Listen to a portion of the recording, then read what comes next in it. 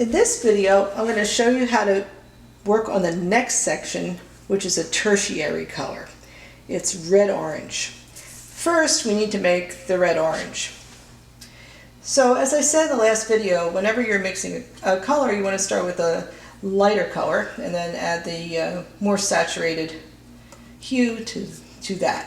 So just add a little bit of red to that yellow because the red is such an intense color. Now as I'm mixing this, it really looks a lot more like what we would use for an orange or maybe even a yellow orange. So I know that I need a lot more red. When we're looking at the hues and we're mixing the next, the adjacent hue, what we're looking for is one that's the next interval, like a note in a scale, and not too big of a jump. So obviously this needs a whole lot more red. So I'm going to grab some more red there, mix that together. Each time you want to work on a section, you want to mix the hue first. Then you're going to use that for the entire section. So right now I'm working on mixing a really nice red-orange. That's looking pretty good. Let's have a look at that. I think that's pretty good. I think I should probably go with that, maybe a little bit more red. Just tempted to put a little bit more in. Because on our way to getting around the color wheel to the yellow, we're going to have the red-orange, the orange, and then a yellow-orange. So we want to have an even interval between each of those hues, and I think that is a really fabulous red-orange right there. Okay, and here we go. Since this is the hue, I'm going to check out my little chart here again, and I can see where that goes. That goes right here. All right.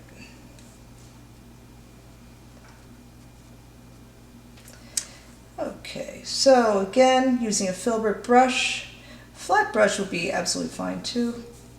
Filbert's kind of nice with the curves though, going around the curves. And as you saw right there, I went out of the line a little bit, but I can always fix that later. That's the nice thing about acrylics. If you go out of the line a little bit, you can always fix that later. Of course, it's always easier to fix an edge with a color that's darker rather than one that's lighter. And I know that that shape right there is going to be a shade, and so I also know that's going to be really easy to fix the edges right in there. Okay, almost ready. Now one of the reasons why I really wanted to show you another section of the mandala is so you have a good idea how to match the values of the light tints, the tints, the light tones, and the tones, and the shades. So, all right, so we got the next interval. We went from the red to the red-orange, and that red-orange has enough red in it that I feel very confident that I'll be able to have orange, that's the next interval, going towards yellow, a yellow-orange that's midway between the orange and then of course the yellow. So that's how I'm thinking when I'm mixing the red-orange. All right, so what I want to do now is let's get a light tint. So all I'm going to do is just grab some white right here and mix it together with that red-orange that was left over on my palette knife, because I really don't think I need a lot. Now I want my light tints to be the same value throughout the entire mandala. So when you look at it, you just see the change in hue, but they're all the same, they have the same degree of lightness. All right, let's see what this looks like in comparison to the light tint of that red. I think we're pretty close. I'm going to go with that, and one of the reasons I'm going with that is I know it dries just a little bit darker, and I really do want to keep those light tints light. And before I started this, you can see that I did use the blue tape, and I prepared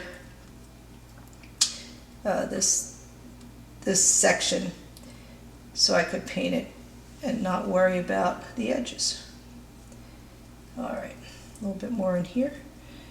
Take that like that. And I just want to fix this edge here.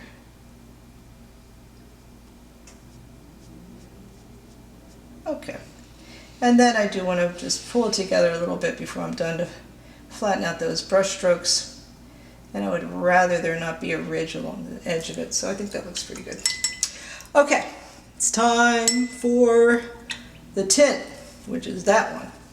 So now what I need to do, you're probably figuring it out while you're watching me, is I need to get some of this red orange and mix it in with that light tint.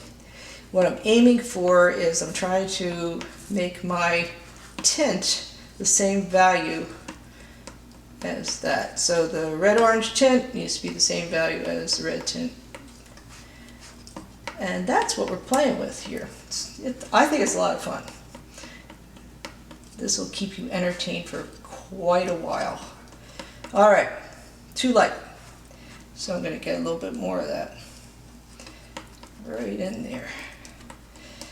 Okay, let's see what that looks like. Still too light. Well, if it's still too light, I'll show you a little trick. I would take some of this, some of that tint, leave the rest there, and then take a little bit more of that red orange and mix it with a little bit of that tint. And that way I waste less paint too. All right, I think we're close. Maybe just a little bit more. And now what I'm going to do is take that orange, put it here, and then just drag a little bit of that lighter mixture together. See what that looks like. Fine. Yay. Ding, ding, ding, ding, ding. Woo! Got it. All right. So I'm going to get that section painted. And you see I had to play around a little bit with that mixture. Now, remember what I said in the first section. What you did was you established the value, the lightness or the darkness, of each of your color sections. You decided how light, to make your light tints and your light tones, and how dark to make your darker tints and tones. And of course the shade. It's very important, when you worked on that first section, hopefully you really got a nice range of values. So even when you're working in color, just like we worked on the gray mechanical design last, and values was very important for that, using a wide variety of values is really important too when you're using color. Okay, now you know what's next. It's the tones, and here's what I'm going to do. I've got a plan. All I'm going to do is add a little bit of black to this lighter one right here and see what I get. So if a tone is the hue or the pure color plus gray, and I already have a couple of those tints mixed in, then I could just take a little bit of black and throw it in there, right? All right, so that is a lighter tone, and that looks pretty good. Maybe it could be just a tad darker. I'm going with a little bit more black in there. Okay, a little more black, and maybe a little bit more of the red orange as well. Make it a little bit more saturated. That means more intense. Okay. Ooh, okay, good, fine. Oops, yeah, don't worry about that. Sometimes you get splatters on the edge of your paintings. It's not a problem. Okay, so I'm putting this in here, and what I'm noticing is it's a little bit close to that. It's a little bit close to that one tint that I have there. And as I'm looking at it, I'm thinking, do I want to keep it like that? And I think so. I got a little thirsty. The other thing I could do is go for a little more black. I think we're going to try that. Now, as you're working on your color wheel, if you have an idea that you might want to change something a little bit, go ahead and try it. Do it. Now, that might be a little bit better, because I really think that this tint and that tone were too similar. So let me stir that around a little bit. Oh, that's like so much better. Okay. All right, here we go. Let's get that section painted. I went over the edge a little bit. You know, when you're finished, if you have splatters along the edges, you can always give it a coat of white paint. If you want, some people like to do like black paint along the outside. Gray also looks really nice if you want to do that. So like if that little thing bothers you, you could always go back and paint the outside. Okay. So as I'm looking at that now, that seems a little bit darker compared to that. So I'm like going back and forth with this. So what I think, I just dripped on that. All that stuff happens sometimes when you paint. I'm thinking I'm still not quite satisfied with that. Now I'm dripping all over the place. Let me just get that. There. Okay. This is a good video. It shows you what to do when you put a color down and you think, well, I don't know about that. That just seems a little too dull, a little too brown. Not enough, you know, really not enough of the, oh, that's, okay. So I'm aiming to make a dark tone right now. And I'm taking this, I'm going to take some of that red orange right in there, mix that together, and try to get it dark enough. Now it looks like it's not getting quite dark enough, so I'm going to take more red, but then I have to take a little bit more yellow and throw that all in together so I can get a nice dark tone right there that's about that dark. Now what happens is once you put yellow into your mixture, it's going to be very difficult to get your tones quite as dark as the other colors without yellow. So any color with yellow is, you know, going to have a tendency to be a little lighter, but you're doing your best to try to match the values of the light tints and the tones. Okay, there, that's just fine. So I'm going for this for my tone. And I'm going to put that right in here. And so what I was doing is matching the value of that other tone on the other section. All right. And that's going to curve around like that, and I'll fix that edge when I work on the shade. There we go. Okay, the shade. So as I was mixing colors, and this is going to happen to you too at some point, as I was mixing colors, what happened was I used up most of my red orange. So I'm going to have to remix that. I'm going to get that out of the way. I'm going to kind of scrape all of my tones and tints, get them out of the way. I'm going to put a little bit more red on my palette. I still have plenty of yellow. Okay. All right, so I'm going to take some yellow, but I'm not going to need to make a whole lot in this mixture. And I'm going to mix some red with it, and that looks pretty close to a good red orange. Yep, that's fine. Check it, see how that's just the same hue as we mixed before. And then I'm going to take some black, just black, no white. Add that in there. That's going to be my shade.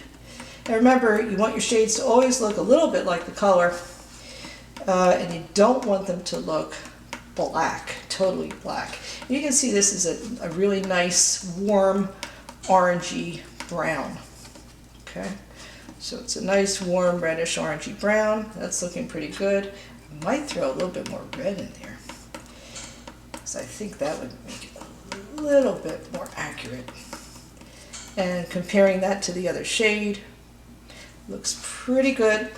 Maybe we'll go with a little more black, get it a little bit darker. Ooh, that looks good.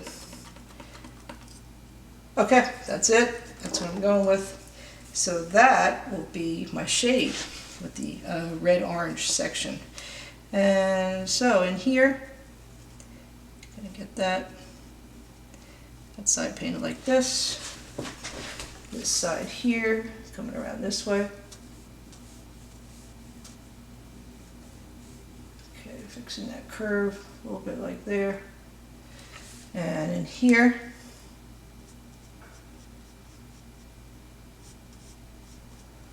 fixing that. Now as I do that, I'm thinking that that tone right next to it looks a little bit too dark, but it really matches that one. But that is really caused by having the additional yellow in the mixture. Okay. The only other thing I could try is just to throw a little more red in there and see if that works better. I think that would work a little bit better with having a little bit more red in that mixture right there. Yep, more satisfied with that. Okay. All right, looks pretty good. At this point, what I would do is I would make a little bit more of the red-orange. You can see right now, as I'm working really quickly, I'm just mixing some of the red-orange together on my palette, and then I would go back and fix that edge a little bit right in there. Just clean that up a little bit. And I want to fix this edge over here too. So I want those edges nice and clean and clear. So just fixing that up, adding another layer on there. Now I'm going to put that paint on here a little bit more thickly. And that's it.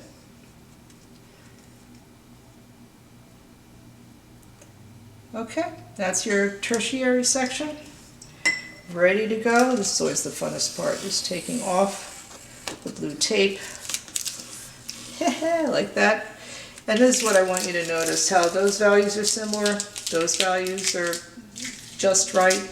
Look at how the red is one interval away from that red-orange. The two values of the tones, the lighter tone, the darker tone. Everything is exactly what the objectives called for the color wheel. So have fun with your painting.